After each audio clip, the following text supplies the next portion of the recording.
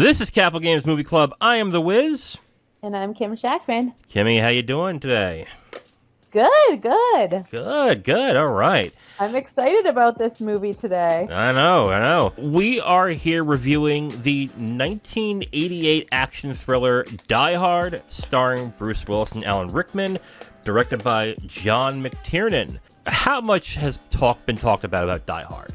I mean, Die Hard is just one of those ubiquitous movies that no matter what kind of film lover you are, you enjoy Die Hard to a certain extent. So when you said that you have never seen the movie in its totality, Nope. It doesn't surprise me to a certain extent, but it was also like, oh wow. So I'm actually kind of jealous right now because you're about to experience this whole movie for the first time. Right. What made you want to watch this movie for the first time in the first place? My husband. Okay. I mean, and you mentioned that your husband is Well, when he was like a teenager growing up, him and his friends have watched it like over and over and over again. Like it was just like a staple in his household as a teenager movie. So, and when I was young, like my dad and my parents like weren't really into it. Like they never watched it. So I wasn't exposed to it as a teen.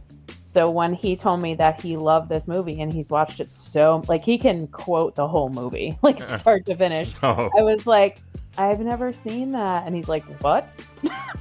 He's like, should I write up the divorce papers now? Like, oh, God. Like it's just like, I've just never been like exposed to it. So Yeah, I thought you were perfect, Kim. No. Yeah, seriously. He's like, what?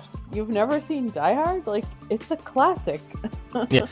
When people say like a movie that everyone has seen and says, "Oh, you've never seen it," I don't come from what's wrong with you. I come from like, "Oh, I'm jealous because you're about to experience this movie for the first time." Like that's great.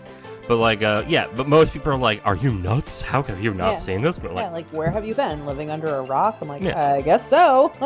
My favorite thing to say is, "I just have taste, thank you."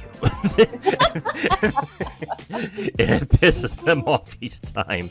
But but Die Hard has become a weird franchise to a certain extent because after watching this movie again I think this is now the third time, I become more and more puzzled how this became a franchise. Well, I know how it became a franchise.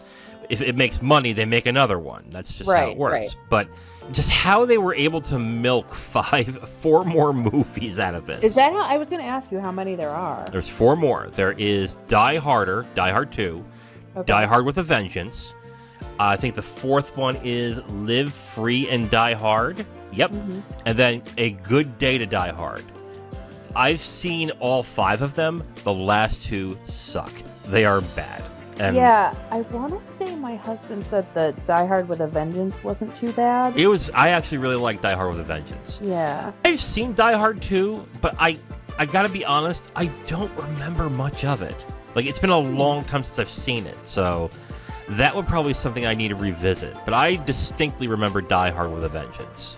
But yeah, he talks about that one a lot, and obviously I've never seen any of the other movies. Yeah, of course. Okay. So let us get into the review of Die Hard, starring Bruce Willis and Alan Rickman, directed by John McTiernan. Look, I can wax rhapsodic about this movie till the cows come home. I've seen this now 3 times. My opinion going into this was pretty much locked. So I was like, okay, I'm just watching a good movie. Great.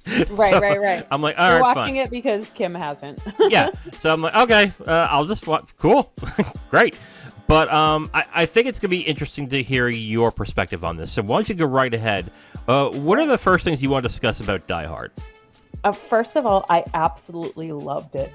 Okay. It was a 2-hour movie, and it held, like, I was just like so captivated in what was going to happen next. And I mean, nowadays I feel like, again, the movie came out in 1988. Mm-hmm. So that was, I asked my husband, like, when did this come out? He's like, the 80s. I was like, all right. And I feel like that was such a good time for action movies. Mm-hmm. Like, they were just done so well. And I feel like nowadays, like, action movies are just so unbelievably cheesy. I agree to a certain extent with you. when it comes to action, it all comes down to stunts and special effects. Mm-hmm. And the special effects and stunts, specifically special effects, are practical in these movies. So you had very little reliance on computer generation and stuff like that. So, and I think that's what drew me to the action scenes. Mm-hmm. Like it's like almost like timeless. Like, because it's the 80s, like it was when it came out, but like, I don't know, it just, like you said, there's no like computer, like, I mean, at least I don't think there is. Am I wrong? No, I don't think there is either. Yeah. No. And it was just done like really, really well. Like, I was like, okay, like, I mean, some parts were a little like, but like for the most part, like, it's pretty believable, you know? Well, okay. Some parts are believable, sure. I look at this movie, like you said too, timelessness I don't think is the right word, because it is so set in the 80s with the types of screens that it has and everything. But I think the story itself is in a way timeless. Like, not. Yeah, maybe that's what I meant. Like, sure, the actual story and the plot. Yeah. Like the main crux of the film, the things that matter, which is the story of a person who happens to be a cop gets entangled in this hostage situation where he is taking out all these terrorists who just so happen to be capturing his wife. Basically, is the story. Right, and he's a cop from New York. Right. And he's visiting his essentially estranged wife in Los Angeles.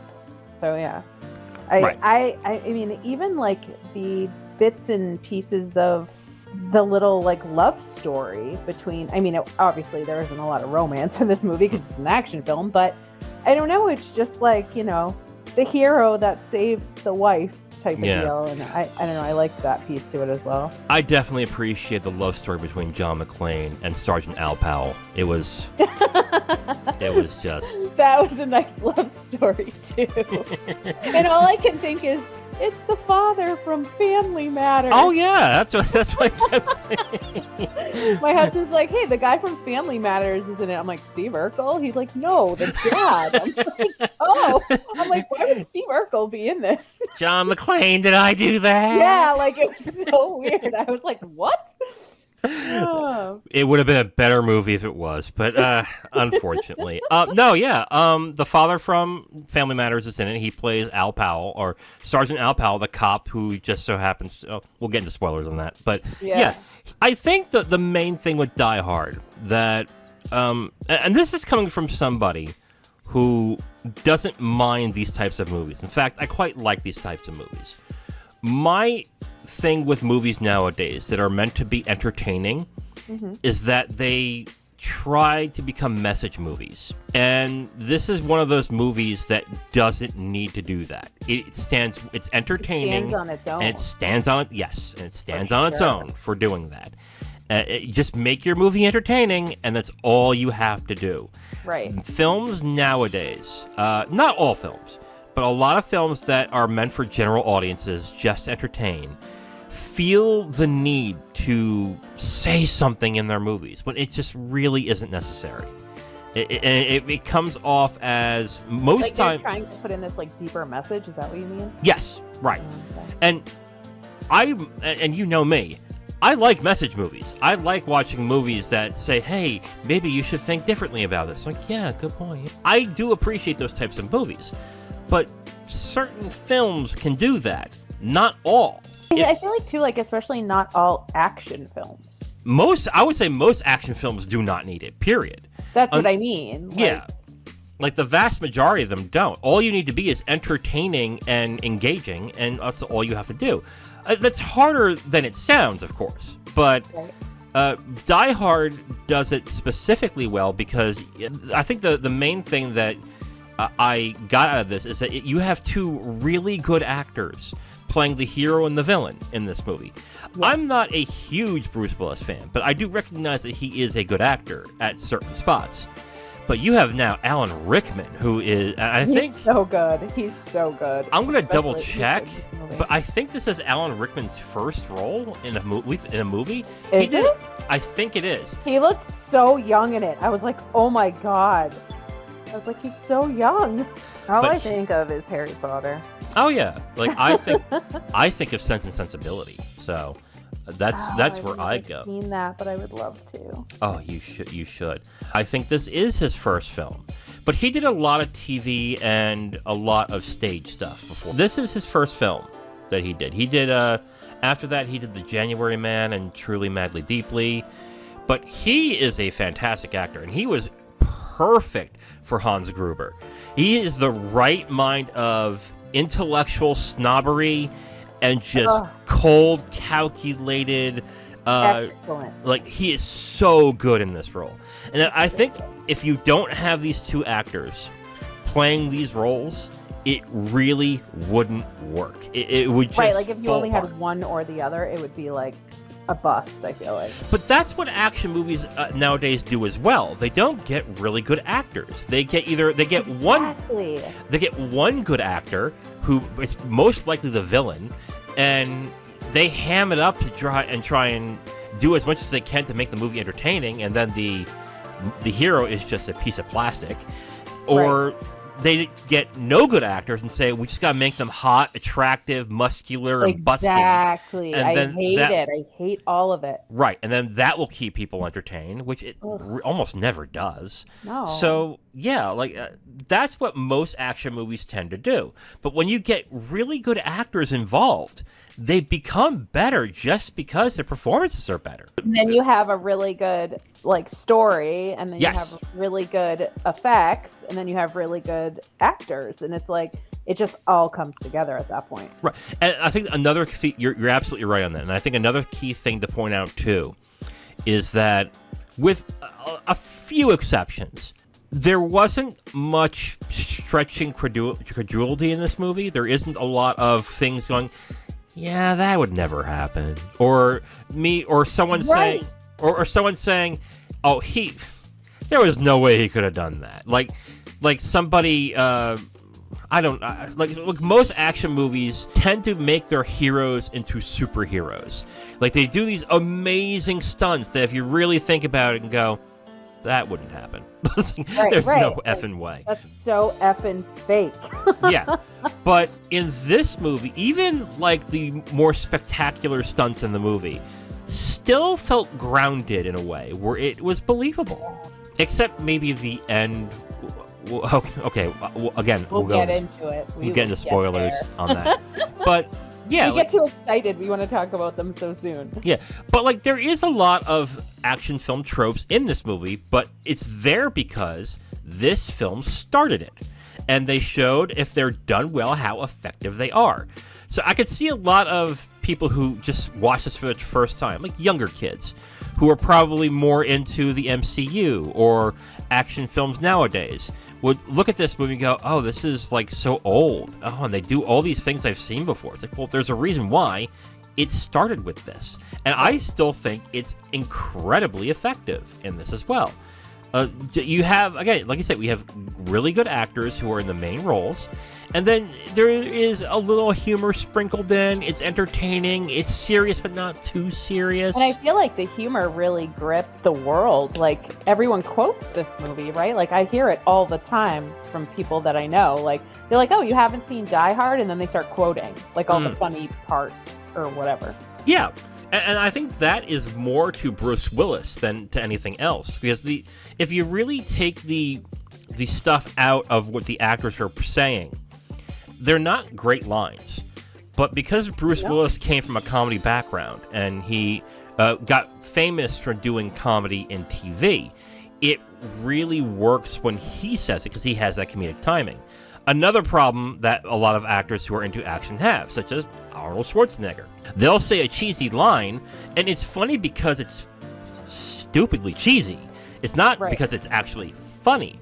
But with Bruce Willis, it actually is funny in this. So. And then I feel like Alan Rickman plays off of him in the movie, so when he says a semi-funny line, it's even funnier because it's almost like I don't know, they just play off each other. Yeah, no, you're absolutely right. These are two, and of any of them, Alan Rickman is the best actor in this movie and is the best performance in this movie. Yeah, I agree with you on that. But yeah, he is deliciously evil in this movie.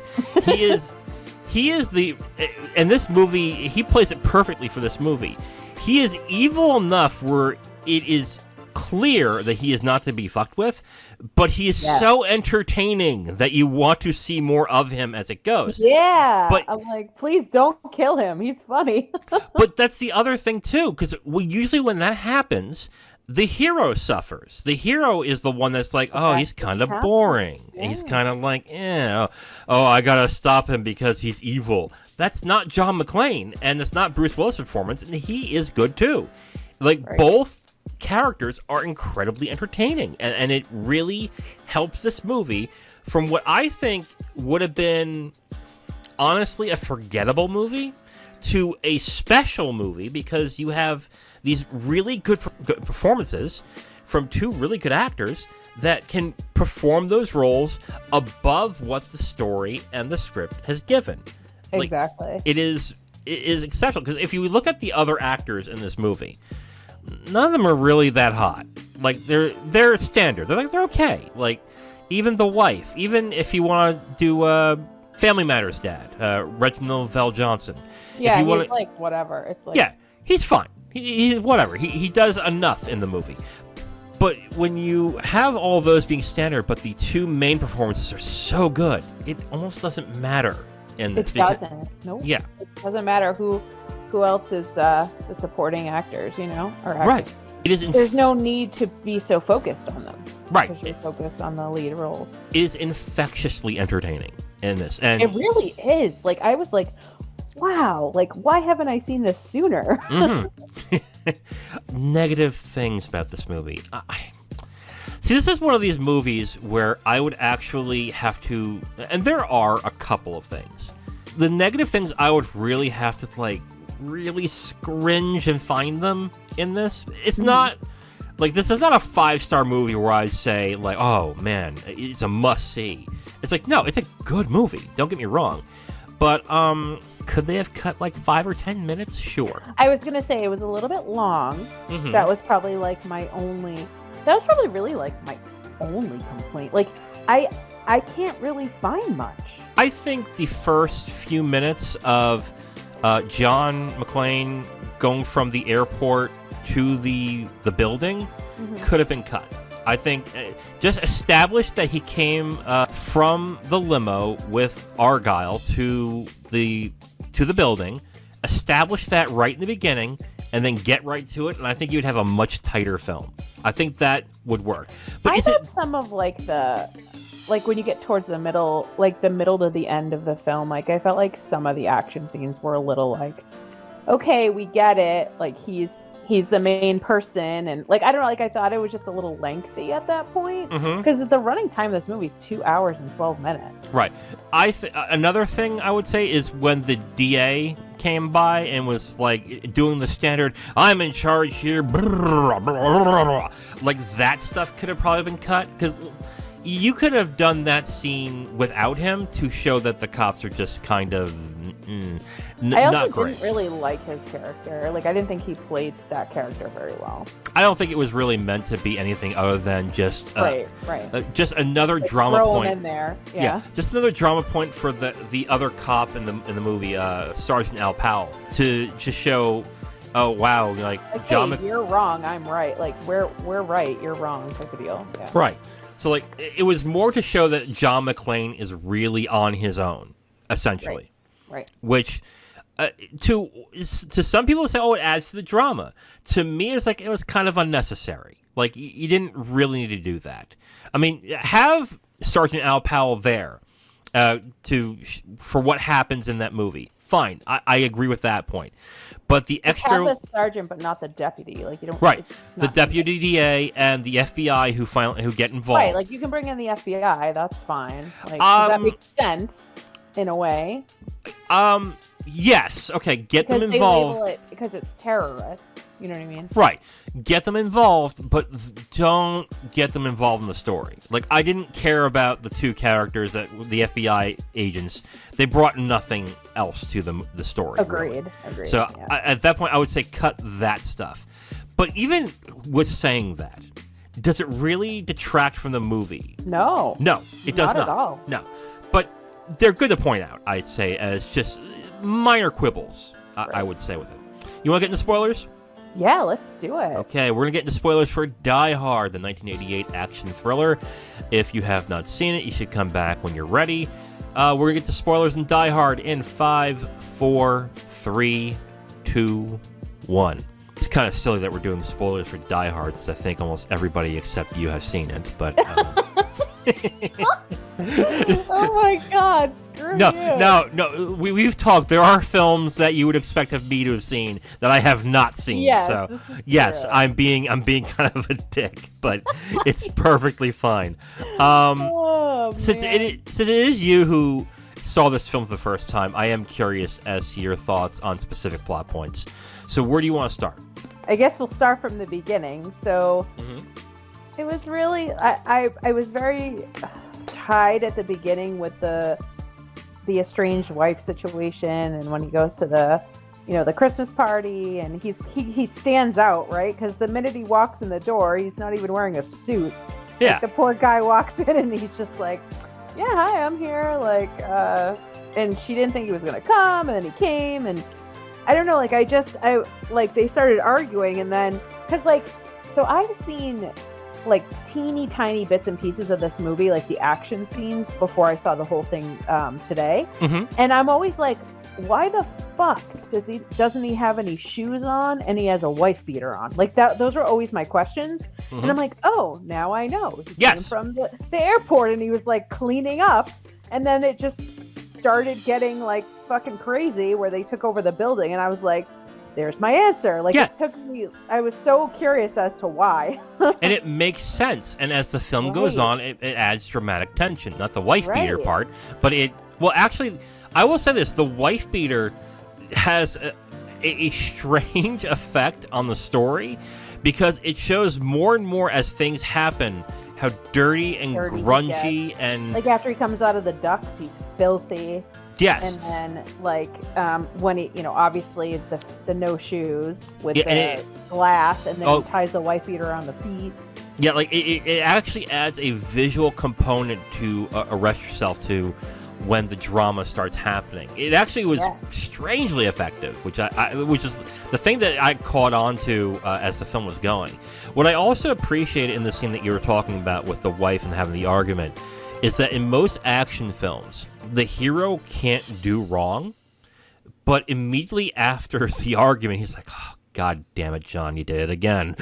Yeah, I love that he, like, talks to himself throughout, like, bits and pieces of the movie.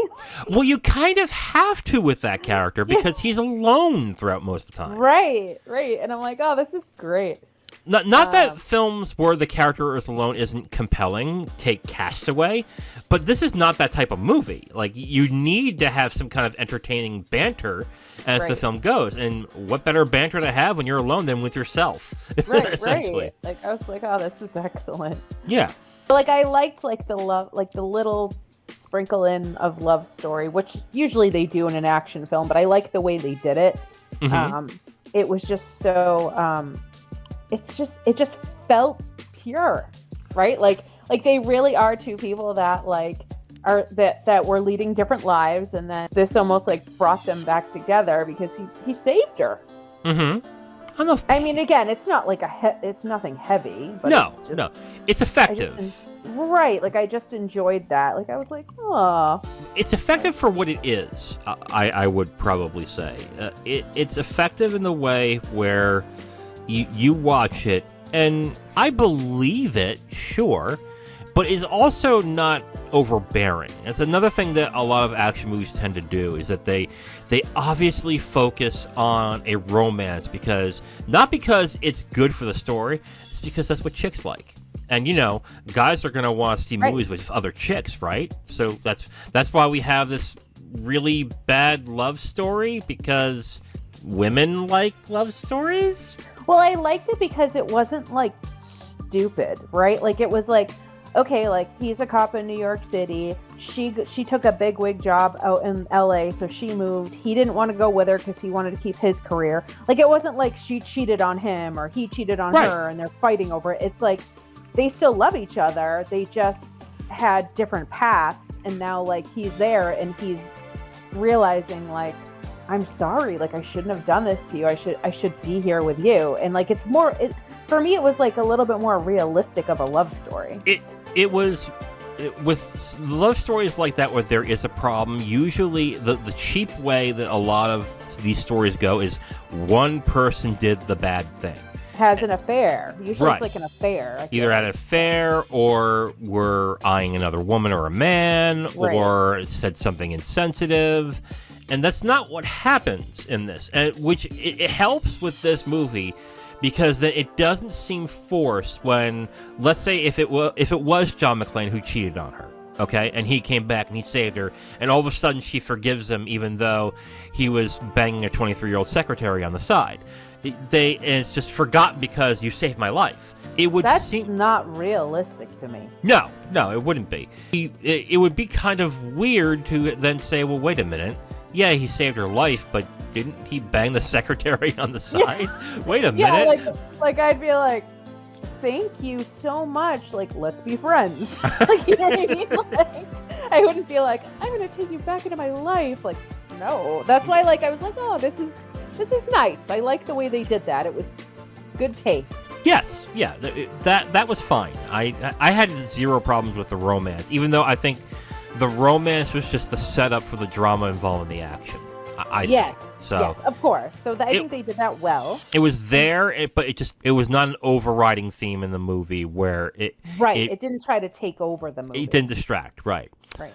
And then obviously the humor. Yeah. Like the humor. I mean, right from the beginning, with the limo driver, I thought he was pretty funny. Good old Argyle. Yeah, he was good. I liked him. He was just basically like asking all these questions about his love life, and then like the bits and pieces of him throughout the movie were funny when he's like, God damn it, did he hear the shots? And he's like in the limo like drinking and talking to a girl with like the stereo blasting, and he's sitting next to the teddy bear. Yeah, I did find it a little weird how he just randomly decided to help the cops or help McClane when he didn't really know exactly what was going on. Oh, like when he ran into that van, into the ambulance thing. Yeah. I thought that was a little weird. Again, the issues I have with the film don't take out from the film. It's just like, it's kind of weird. Or like, could have been better. I mean, maybe he was just like, oh, this guy was a cop in New York. He seems really nice, and he's having woman troubles. Like, maybe I should help this guy out. Like, I don't know. Like, again, a little weird, but does he know that that's the bad guy? Yeah, like, exactly. Know. That's what makes it weird. How does he know who that is? But like, that's kind of like a trope in most action films, like the character that was not involved in any way but really liked the main character just so happens to help in some kind of weird way. But I just think it's so funny how they did it. Because he hits the ambulance and then he punches the guy and he's like all smiles. Yeah, it's weird. It was just funny. I was like, oh, this little guy's cute. Yeah. Oh. You know how we talked about how the action seemed grounded and it seemed kind of yes. The ending, not the killing of Hans Gruber, which was awesome. Yeah. I'm talking about the pop-up of the last guy who was about to shoot McClane. Even though he was hanging, even though he was hanging. Dead? Yeah, that's what I thought. I was like, wait, hold up. He was death by hanging. Right. And that's where I was like, what? Yeah, like, I feel like they didn't need to put that in. They didn't, but they wanted to give Sergeant Al Powell, I guess, the firing his gun after shooting a child and having a trauma over it. Right. But the happy ending is, wow, the cop can shoot somebody again. Yeah. It's like, what? It's actually a funny way to say it, like, look at it, but it's true. Yeah. Yay, he can kill people again. All is right with the world. Like, what? Like, they could have saved that for, like, the second movie. Like, you know what I mean? Like, it just wasn't. I don't think it was as necessary No. as it needed to be. No, but it's also it's more of a standard thing in horror films where you thought you killed the big bad, and all of a sudden they pop up out of nowhere, and then they get shot in the head. Right. That's kind of an action trope thing too. It's a Yeah, weird. but I was like, no, that guy was dead. Yeah, like, I know. That's what's wait a minute. No, like that's no. Like, yeah, I totally forgot about that part. You're so you're so right. Like, I was no. And I think a lot of people forget about that part too. I think because it's so forgettable because you're like, that's not real. He's freaking dead. He's dead as a doornail. Like, just let it go. Yeah. But the one part that I did like that in an action scene where I felt was grounded that stood out to me is like, so you know when they blow up the top of the building, he gets all the people down and they blow up the top, and he wraps the hose around his belly, and then he like the fire hose at the top of the building, and then he jumps off. I liked it because he jumps off, but then when he jumps off, the hose doesn't stay at the top. Like, it rips off, and I'm like, that is believable. Like, that's not gonna hold him. Like, you know what I mean? Like whereas like other films, I feel like they'd be like, oh, and then he just like hangs there and says like a funny line. But this film, it was believable. Like, he throws himself off the building and he's like, please don't die. And then he like, you know what I mean? Like, just saying like, please don't die is like enough for me. And then he throws himself off and then gets back into, I don't know, what does he do? He shoots the window or something? He shoots the window because he doesn't have enough force in him to actually penetrate the window. So he shoots it to get through, and then as the other part is going down, he then realizes, oh shit, and then he's struggling to get out of it in order to not fall. Because he's tied to it, and then the other portion is falling from the rooftop. And he's like, crap, this is going to take me down with me. Like, that was awesome because I'm like, that is believable. Like, you know, the action is spectacular enough to be entertaining, but not unrealistic to a point where you're going, oh, yeah, okay. This is bullshit. Yeah, like this is the problem I have with a lot of the Fast and the Furious movies. Basically, the first the first one, I should say, basically was a little more grounded, even though it was kind of like teeny bopper stuff. But as time went on, the stunts got more and more ridiculous. The stunts got more and more unbelievable. Until a certain point where you had to sit there and go, okay, so this is just a cheesy action movie now. Okay, fine. Whatever. Yeah, I think I've only seen like the first and second one, and they were fine. Like, they were what I thought they would be. Yeah. I did not like the second or third one. I thought they were awful. But they rebooted it after the fourth one, and they've kind of become weird James Bond movies to a certain extent. To a certain extent. You would have to watch, like, all 6 of them to really get it, which I don't really recommend.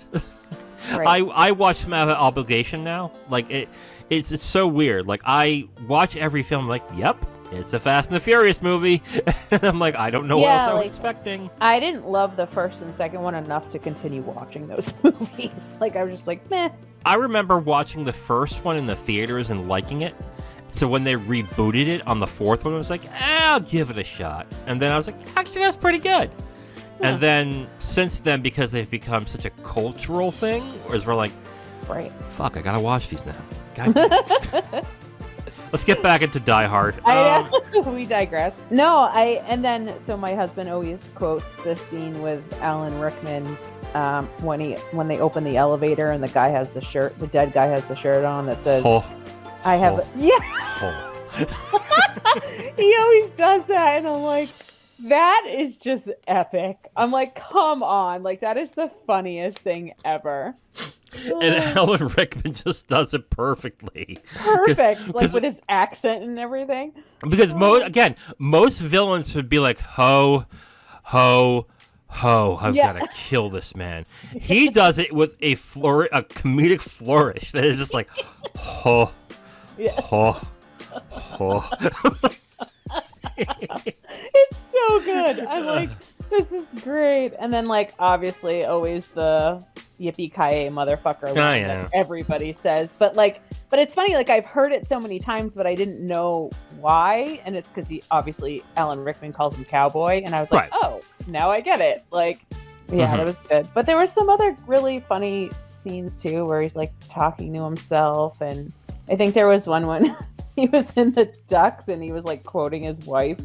You come to LA, you can have a few laughs. Like, yes. It's just like, the fuck. Yeah. But another thing that this movie does well is that there are certain times for that make it effective. Right. A lot of other action movies, what they tend to do when they start to have these quippy lines is they do it like in the middle of a tense action sequence. So that when that happens, the tension is dissipated to where it's like, oh, the hero's clearly going to win this because he's joking around while he's doing this. So, right. Well, yeah, unless it's like The Naked Gun, then it just kind of... I was never swimming. Seen that. Oh my god. Me and Zero quote that all the time. I'll have to watch that. That was me. I was swimming in raw sewage. And I love it. I love it. Oh my god. I don't know what you're talking about. But oh my god. Okay, well, that's the second one, but we'll I may object that to you, but we'll see. Okay. Oh man. But you don't like dumb comedies, so I don't think you would like it. Yeah, but I have an open mind, so maybe. Yeah, you've said that before. I know. Yeah. But yeah, no, I was very, very happy that I watched this movie, finally. Yeah. Everyone talked about it, and I'm just like, I feel so left out. It's a really fun, it's a very good, it's really good. It's very fun, and it's entertaining. Just goes downhill from there. Because none of the other movies match up to the first Die Hard. They really do not. And I like 3. I do like 3 quite a bit. Yeah, my husband liked that one, the Vengeance one. Yeah, but that's why when I said like, oh, I'm going to watch Die Hard, do you want to watch with me? He goes, which one? I'm like, the regular one. He goes, oh, the original? I'm like, yeah, there's so many of them now. Did he have your arm around you and say, you're growing up so fast? No, he was just like, oh, I haven't watched this movie in so long. It's so good. And you're like, honey, we watched it last month. I know, it's been so long. Yeah. I'll just like be like coming downstairs and he'll have it on because it's on like TV or whatever, and I just start hearing him quote it as I'm in the kitchen cooking dinner. I'm like, oh my god. But now you'll know what he's talking about. Exactly. And then you can quote it together. Yes, that's right. There's our little love story. Yeah. I'm partial to Roy Rogers. That's right, babe. Yeah.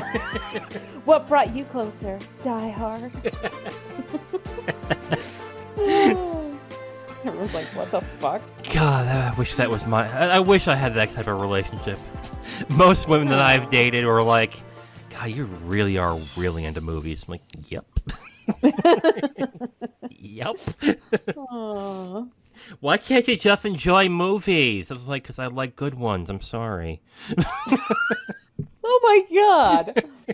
But then, like, I feel like it sounds like they don't argue back with you on why they enjoy the movie. They're just like, you're a fucking asshole. They either do that, or they say, or they either do one of 3 things. They either say that I'm an asshole, they say I'm reading too much into it, or they say, well, it made X amount of money, or so many people like it, they all can't be wrong.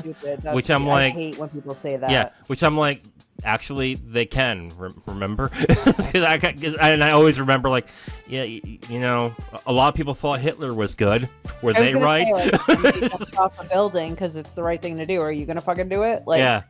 Stupid. Yeah, so I anytime I hear them, I'm like, oh, God. Yeah, no. That usually ends up with the relationship not working, so, yeah. I wonder why I'm single. Die Hard relationships. Get a woman who likes Die Hard, then you have a wife, someone with a wife material. A wife for life. Well, she drains my bank accounts and she refused to cook, but she loves Die Hard. So there's something, right, guys? Quote every line. She's amazing. She's a lady. She's amazing. And she likes Die Hard. Oh my god. We're ridiculous. I love it. Yes, we are. You want to get into final thoughts? Let's do it. Give your rating, Kim. Let's go. I give 4.5 stars. Ooh. Yeah, I really, really enjoyed this movie. I just felt like I don't think I could get sick of this movie. Like, I feel like I could watch this a few times and still thoroughly enjoy it. Okay. The acting, again, the two main characters, like we mentioned, were both amazing in this. Alan Rickman played the best villain. I don't care what anyone says. He was awesome. Yeah. And then Bruce Willis played an amazing hero as well. Like, he was just authentic and great. And the story itself is timeless, and the effects were not over the top and ridiculous. They just seemed pretty real for the most part. And yeah, it does make me want to watch the sequels, even though I know you said they weren't as good, but it does make me want to watch them. So 4.5 stars from me. Okay. I give it 4. I can give 4 stars out of 5. I'm going to echo a lot of the things that you're saying here. And it's basically the hero and villain actors are excellent. Alan Rickman is the performance of the movie. I agree with you that he's probably one of the best villains in any movie.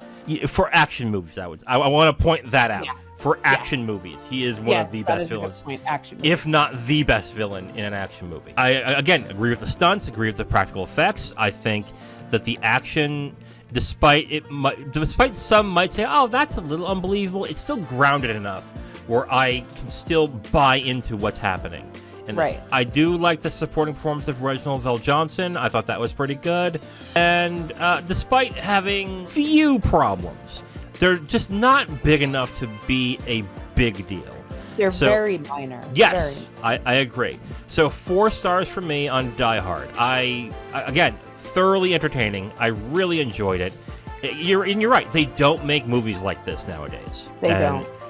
It's just they don't. Yeah. Or when they try, they don't get the formula right. And I think it's fair. And you can tell that they're trying. Like, it doesn't come natural. Yes, absolutely. And John McTiernan does a lot of really good action movies. He did Last Action Hero. There was one other movie that I really liked of his. Oh, he did the remake for the Thomas Crown Affair, which I enjoyed the original one, but the Pierce Brosnan, Rene Russo one was also very good. I have not seen that yet. It's good. It actually is pretty good. Again, I prefer the original, but, if you like Pierce Brosnan, it's not bad. It's actually pretty good. He's okay. I don't love him, but I don't hate him. Pierce, yeah, I agree. Like, Pierce is charming to a certain extent. Yeah, exactly. He's handsome. He's charming. Yeah, whatever. So that's fine. Like, I do like him in certain roles. Just get him away from singing. Oh, good Lord. Oh my God, I know. What was it? Mamma Mia 2 he was in? He was in both Mamma Mias. I can't remember. Yeah. Oh my God. Terrible. I was like, please shut it off. My ears are bleeding. So fucking bad. I can't believe how many people are fans of that movie. Good Lord. And I enjoy that movie, but there's some parts in it I'm just like, this is fucking terrible. And I actually like Stellan Skarsgård too, and it's just like, what are you guys doing in this movie? Why? Yeah. All right. Anyways. 4 stars for 4 stars for Die Hard, 4.5 for Kim. Yes. Wait. We forgot the last thing for Die Hard. What's the last thing for Die Hard? Is this a Christmas movie? I'm so glad you... Oh, my God. You're right. I forgot. In the back of my head, I'm like, I forgot something I know. It can't be that important that I forgot it. And it's like, but it is the most important thing about Die Hard is Die Hard a Christmas movie? Okay, Kim, is Die Hard a Christmas movie? I don't think it's a Christmas movie. It is not. You're absolutely right. You are absolutely right. Like, when I was starting to get suggestions of what movies to watch for Christmas last year, I kept getting... Die Hard. Like, Die Hard's a Christmas movie. Like, fucking is not. It's like, what are you talking about? It's not about Christmas at all. It just takes place during Christmas. This could be done on March 31st. It would be the same fucking movie. I looked it up. The movie came out on July 15th, 1988. Okay, I mean... It has nothing to do with Christmas. Well, not nothing, but you know what I mean. Let me push back a little bit on that. Okay. Okay. God, I can't believe I forgot the movie. Shit! Oh God, what was? I just reviewed it for Christmas. God, It'll come to you. it's gonna come to me right after this. I'm gonna get pissed because that's what happened. An angel gets his wings. Oh, what's the fucking movie? Is this was Whitney Houston in it? No. It's an older movie. It's a black and white movie. It's a Wonderful Life? Thank you. My God, how did I forget It's a Wonderful Life? I don't know. That's such a popular movie too. It was released in January. It's a Wonderful Life. Okay. So there's still that. in the winter time. But it was not in Christmas. So does that not make it a Christmas movie? Oh, I see what you're doing here. Yeah, you see what I'm doing there? Yeah. But I would say also It's a Wonderful Life is kind of not a Christmas movie. Yeah. I mean, I think it's more of a Christmas movie than Die Hard. Yes. Here's how I look at what is or isn't a Christmas movie. But Die Hard came out in the middle of the summer. Like. Right. Look. Like, come on. I agree with you, okay? I agree with you that Die Hard is not a Christmas movie. The way I look at what is a Christmas movie is, does it deal with the actual holiday or the themes of Christmas, which is togetherness, loving each other, helping your fellow, that bullshit. Going to see Santa. Yeah, like if you have like that stuff, then I would say that is clearly a Christmas movie. Right. But if it's just set in Christmas, right? Like at that point, like no. Come on. No, the plot isn't about Christmas. Right, it's not. Like there was about terrorists. Yeah. Take it over. Right. There is a movie that is considered a Christmas movie now called Kiss Kiss Bang Bang. I reviewed it last Christmas, and it's a good movie. But the only thing about it that is Christmassy is that it's set in Christmas. That's it. It's set around the Christmas season. But it doesn't deal with Christmas themes. It's about a murder, for God's fucking sake. Yeah, this is not a Christmas movie. No, it's not. Maybe in the that generation of the 80s, people just deemed it a Christmas movie. No. Maybe... This is a recent thing. This is very much a recent. This is a recent thing, and this is more recent. Here's my thought of what this is. Okay, I'm a guy, so I can say this. Guys really don't like, for the most part, Christmas movies. Schmaltzy, affectionate, dramatic, like really sensitive kinds of movies. They just don't like it. They want things to be like steak and potatoes. I have my meat, I have my vegetables, here we go. Don't mix them. I don't want it more complicated than that. Just give it to me that way. Right. And Die Hard is just that. Die Hard is that, it's set in Christmas. There is Christmas ephemera throughout the entire movie. So that counts as a Christmas movie. And that's kind of how it... They're using it to get out of watching those other Christmas Bingo. movies. Or they use it as a way of saying, okay, fine, honey. I'll watch Miracle on 34th Street. But then we're watching Die Hard next week. Right. If you watch Die Hard with me for New Year's Eve, or you know what I mean? Like they Yeah. It's what I would use in dating when I was younger, even though I had no problem watching romantic movies. The girl I would be dating would be like, I really want to watch this movie. I'm like, okay, but I'll watch that movie. Love but then Actually. You're gonna, yeah, or Notting Hill or whatever. It's like I really want to watch that movie. Fine, you'll watch Notting Hill, but then you're gonna watch this movie with me next. Not realizing until a few months later, like, oh, actually, I like Notting Hill a lot. Yeah. so yeah, I would use that all the time on people. Women are so stupid. No, kidding. Oh my God, kidding. Like an asshole. Kidding. Hey, I like I said, I really like Die Hard, but it is definitely not a fucking Christmas movie. No, it is not. It's so not. And I think that's where it got popular. And because, like you said, guys are trying to make it out to be one, so right. You don't have to watch all the other And then we have ones. And then we have all these stupid conversations with, well, Die Hard's a Christmas movie. Then this is. No, they're not Christmas movies. Yeah. Like, if you're like, well, Elf is a Christmas movie. Yes, because Elf is better Christmas fucking Elf. That's what makes sense. He lives at the fucking North Pole. Of course it's a Christmas movie. Oh, God. Yeah, like, when it deals with the themes or the holiday of Christmas, fine. But when everything Christmas is in the fucking background, it doesn't count. I'm sorry. No, it doesn't. It just doesn't. Like, okay, you mentioned Love Actually. Let's look at Love Actually, okay? Love Actually is set in Christmas. Love Actually, if I recall correctly, didn't release until probably in the summer. Let me double check. Okay, I'm wrong. It came out in the United States in November. That's what I thought. I thought it was okay. like in November. Okay, so that is, to me, I guess you can count that. I feel like that one is like borderline. Right.